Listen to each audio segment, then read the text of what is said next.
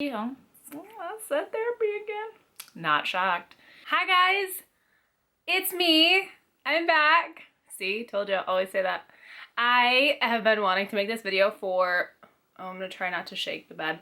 I'm sitting on my bed, as you can probably tell. I've been trying to make this video for months now, and I have been hesitant, I think, because I wanted it to be perfect and I wanted it to just be as accurate as possible. And I've been writing down my thoughts and just really contemplating on how I have been able to lose the weight that I've lost and keep it off. My hope for this video is that it helps you and finds you right where you're at least something that I say in this video. So I just wanted to thank everyone that has signed up for the online course so far. I am just so thankful.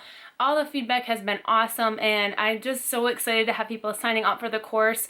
And I know that we're gonna have an awesome group that wants to get down to business. Like, you know, so if you don't know already, I'm doing an online course on pushing through to your goal weight. It's a beta course, so it's actually being developed kind of as we go to fit the needs of the people that are in the course and fit the needs of mostly the weight loss surgery community, and to push through to those goals, those weight loss goals, and to get to that goal weight that you haven't been able to attain or you regained and you want to get back there.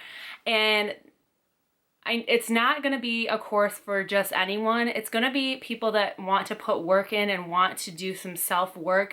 It's going to get deep, you guys, honestly. Not super deep. Like, I don't think you're going to be crying or anything like that. You never know. It's only going to be for people that are just willing to like dig right in and to do things on an actionable basis every single week. So thank you guys so much. If you're interested in the course, you can email me at emilyamvsg@gmail.com and I will send you the information to get started. The course enrollment period ends on October 1st, so you do have limited time to sign up. And so hurry up and do that, guys, if you want to be part of it. I want to see your faces there, and I want to be able to learn together. We're going to have videos and some other resources, emails, and some coaching as well, some coaching call stuff. These are in no particular order, so I'm just going to get into them. And the first one is going to make you laugh, but hear me out, okay? The first thing that I want you to start focusing on, and it's a small change, and I know you can do it if you don't already. Some of you already do this. It's make your bed every day.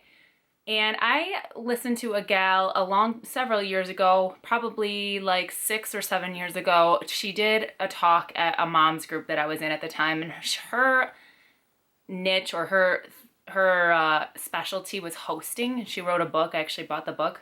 And one of the things that she said in that book was make your bed every day so that your room is a place that you can come back to and feel peace. And honestly, since that time, before that time, I never made my bed. Like, almost literally never. Maybe if I felt like I was cleaning the entire house, I would make my bed. Otherwise, no.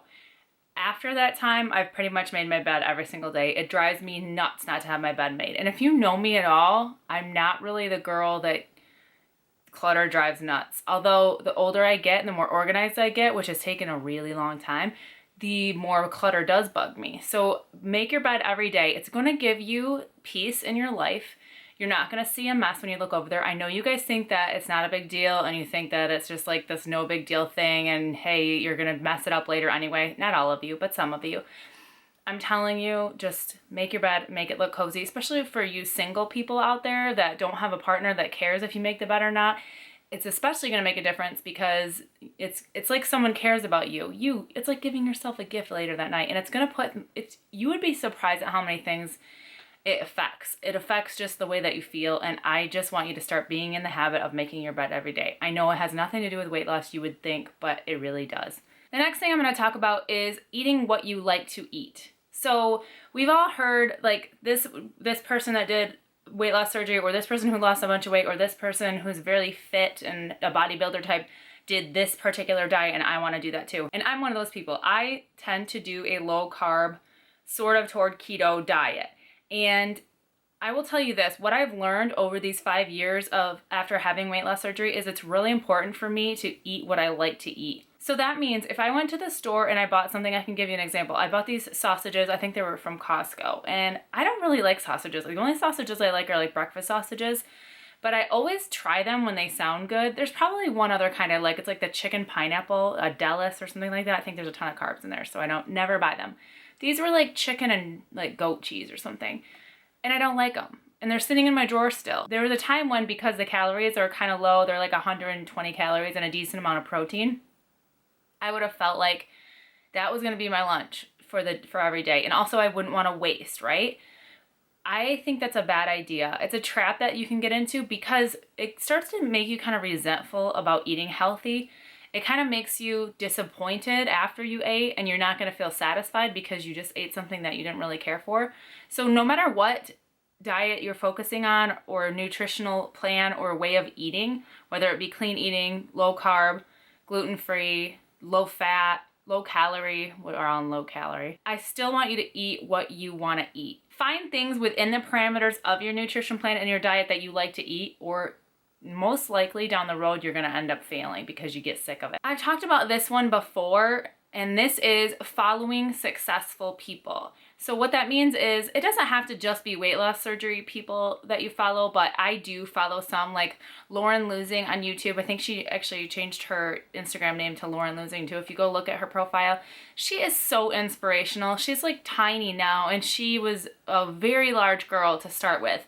Super inspirational to see her pics. It's very visual. That doesn't mean you have to feel bad if you don't get to that size. So have a healthy grasp on that, but follow people that are inspirational to you. So I have talked before in the past, I followed Jen Heward on YouTube. I haven't watched a ton of her stuff lately, and then Heidi Summers is another one that I have followed, Nikki Blackadder.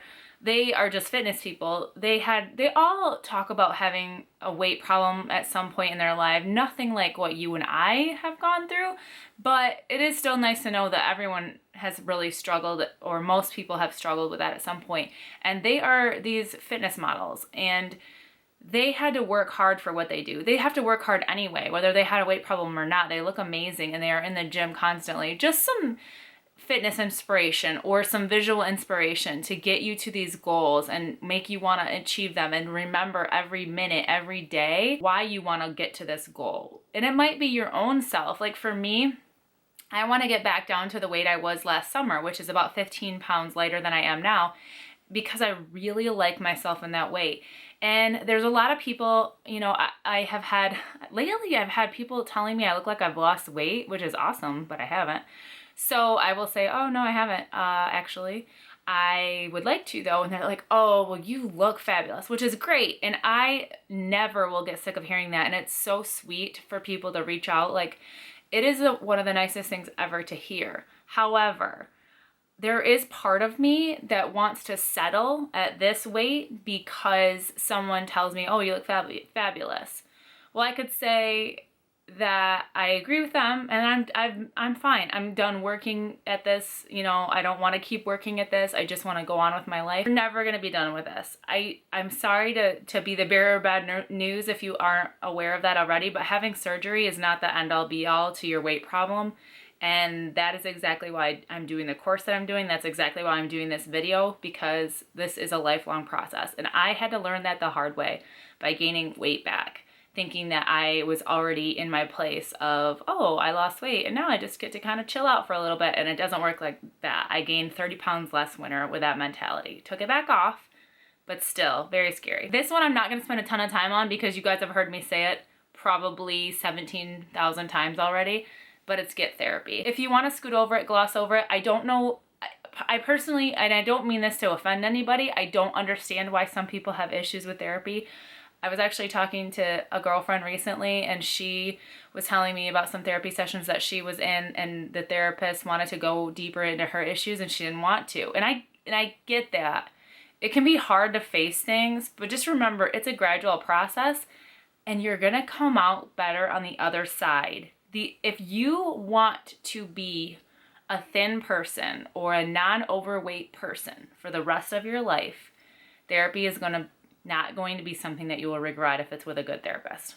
Okay, I'm done. I won't talk anymore about therapy. I can't promise you that, actually. I'm lying, but today on this video, I probably won't bring therapy up again. Again, I don't know. I can't really promise. You don't have to suddenly become a vegan or go all completely raw or, completely go clean eating all in one day or one night, but start educating yourself. If YouTube's your preferred method of education, just find some people that have a good following and maybe have some credentials as far as nutrition goes, or go on to blogs that have nutritional content. If you just search like whatever you're interested in. So for me, it's low carb and clean eating.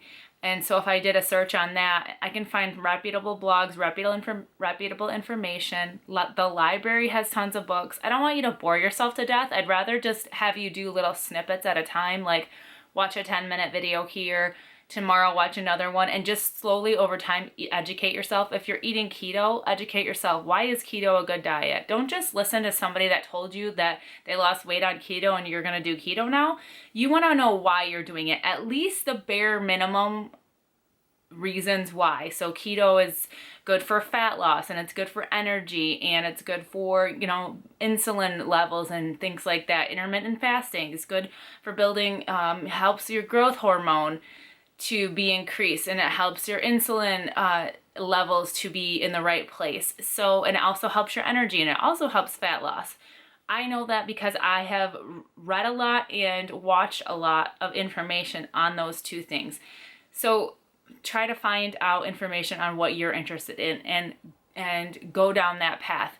If you're eating, I'm just going to pick on low fat because you all know I love my fat. And I feel like if you're on a low fat diet, in the long run, it's easier to fail on because you're not satisfied. But that's for another day. But if you are on that diet, tell me why you're on that diet and show me research that supports that diet, because they're coming out with more and more research every day about the fact that fat is not bad for you and fat does not make you fat. So don't just do something because your doctor said. I mean, obviously, if you have medical conditions that your doctor is monitoring, you have to listen to them. But for me, I do not do the nutrition plan that my doctor's office has for me. Like, I would not have lost nearly as much weight. And when I went back into my doctor's office, when I was 195 pounds or so for one of my rechecks, they wanted to put me on prescription medications. This is my surgeon's office that did vertical sleeve surgery. They didn't want to encourage me to do anything else or go to therapy or anything like that. They just wanted to write me a prescription for a medication. And thankfully, because I took that to the pharmacy to have it filled, thankfully my insurance denied it. And I'm really glad. You know why? Because I had to kick my own butt into gear and lose another 40 pounds after that. Like, that was something that I had to do on my own. No pill could do that for me. Carbs. So I do see a lot of people that are post weight loss surgery that eat, normal amounts of carbs. I do tend to think that eliminating carbs or lowering carbs as time goes on out from your surgery, it is a very good viable option for people. 290 at my highest weight, and then 195 I stayed at from around 10 months after surgery to about 3 years after surgery. And I was eating like 200 carbs a day or so. I've looked at MyFitnessPal during that time. Thank God they keep it. I finally figured out how to look back that far. It's on the app, not on the computer. And so I have found for my body type, our set point, our metabolism, unfortunately, when you lose a significant amount of weight, so if you're a ways out from surgery, if there's an article, I will link it below, from the Biggest Loser research that they've done, that the set points of your metabolism get lower the more weight you lose. Like, a lot of the Biggest Loser contestants have gained back some or all of their weight because their metabolism was so low. I don't know that we're in that category because they lose that weight so fast, so quickly, but we are in that category as far as I have to eat less than 1,000 calories a day for weight loss. I have played around. Trust me, I want to eat more calories. I want to eat 1,200. I've tried 1,200, and that's more like a maintenance number for me. And so that's just how it is. Most people can lose weight on like 1,500 to 1,800 calories a day, but we're not most people. We're different. We had surgery on our stomachs and things changed. So be aware of that as well. Which plan works for you? I kind of already touched on this, but find out what works for you by trying different ones. If you're trying different ones and they're triggering cravings and they're triggering different kind of eating issues, because I've also had that happen. I recently tried to do a Beachbody plan. The exercise I really love, the Beachbody exercise. I have it on demand and I've been doing the PYO. You've probably seen it on my Instagram stories. But the plan that the meal plan that went along with this exercise, it was way more carbs than I was used to, even though it was supposed to like wean you down to lower carbs. I was already eating low carb, but then I went and started eating this way, and it really messed me up. And that's just my own mental triggers. I'm sure that plan, it was a very healthy eating, clean eating plan. However, for me, like, I don't eat sweet potato, I don't eat regular potatoes.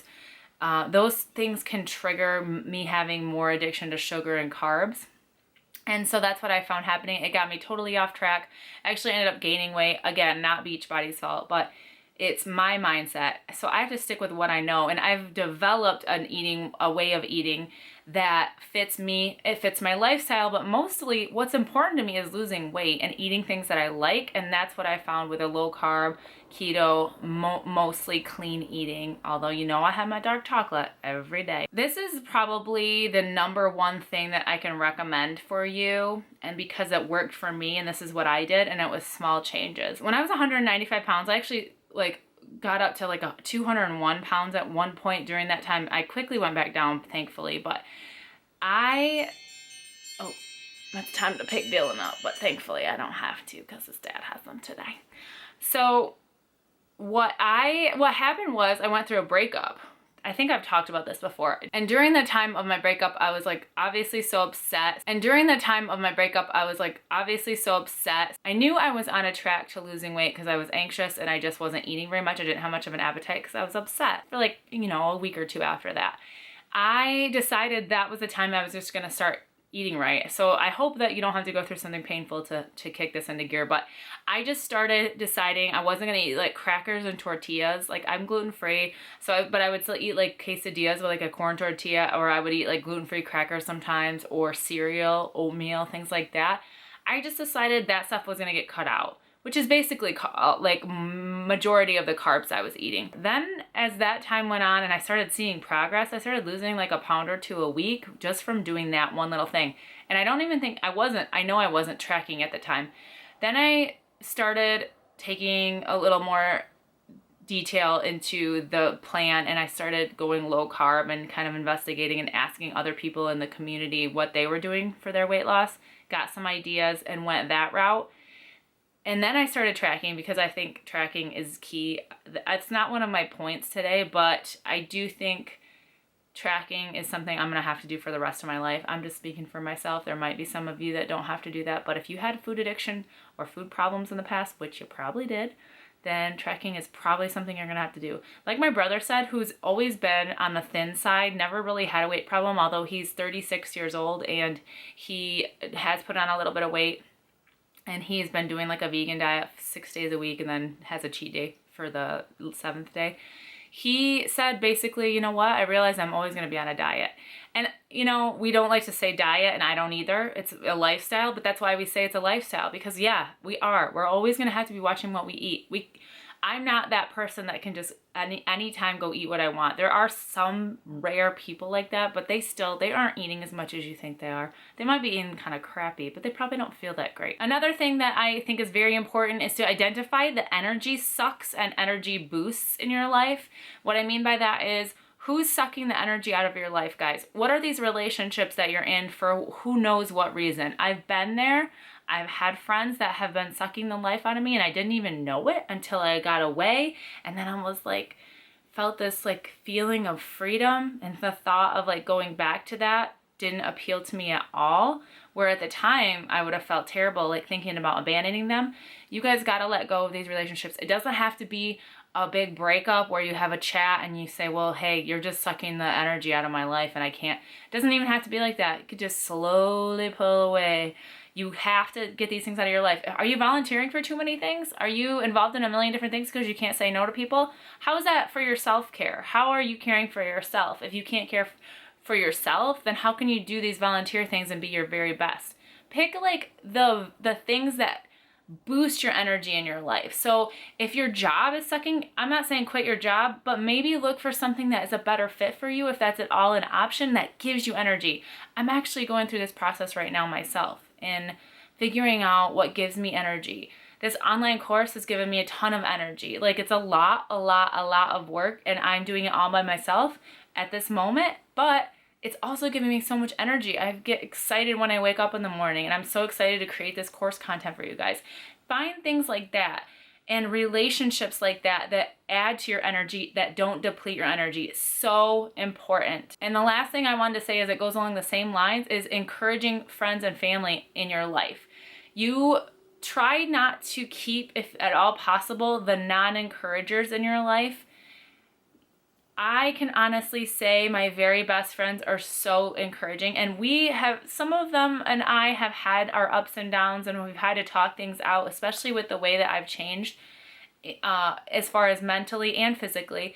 I've had to sit down with some of them and have a conversation, and we've had to like talk it out, and our relationships have evolved and changed, and that's great. If your relationships with people can evolve and change, because you are going to change, then that means that's an awesome friend to keep around if they can keep up with you. But if they are not going to encourage you and they are going to more like suck the life out of you, they gotta go, because it's not going to be healthy for you. It's not doing anything for you in the long run. I had a gal message me on Instagram, and she said, I'm really scared that my relationship with my husband is going to change after this. And I told her flat out, I said, it is going to change. I said, I can guarantee you that your relationship will change, because you're going to change. The thing is if you're with the right person and you have a healthy partner, he's going to change with you. And it might take work, and it might even take some therapy, for like couples therapy. Oh, I said therapy again. Not shocked. But you can get through it. If they're the right person and they love you and they want to be your partner, they will do whatever it takes, as well as you would do whatever it takes to try to get through things with them. If no person in your life should ever discourage you or put you down or be negative about the fact that you want to get healthy. It's just magnifying their issues and their insecurities. And so be aware of that and get that crap out of your life. This one's a little longer, I know that, and I knew it was going to be, and I wanted it to be, because I think I wanted to just go into detail. I'd love to do a breakdown of videos on this topic, as far as maybe more detail. If any of these topics within this video resonated with you, let me know, and I'll be happy to do a video more in depth on one of them. I know you all want to talk about eating and macros and how many calories, and I'm going to tell you right now, that is stuff that you can figure out as time goes on, but this head stuff, which is the majority of what I talked about, is going to be the most important to your success. That is what I've gotten in this 5 years, and that's what I have to offer you. So I hope you guys liked this video. If you did, please give it a thumbs up. I would love to see you subscribe to any of my other social media platforms, which are below. If you want to sign up for the course, please email me, emilyamvsg@gmail.com, and I will send you that information so you can get signed up, and it closes October 1st. Don't forget. Thank you guys so much for watching, and thanks for staying with me for this long one. I love you guys so much. I can't wait for the next video. See you then.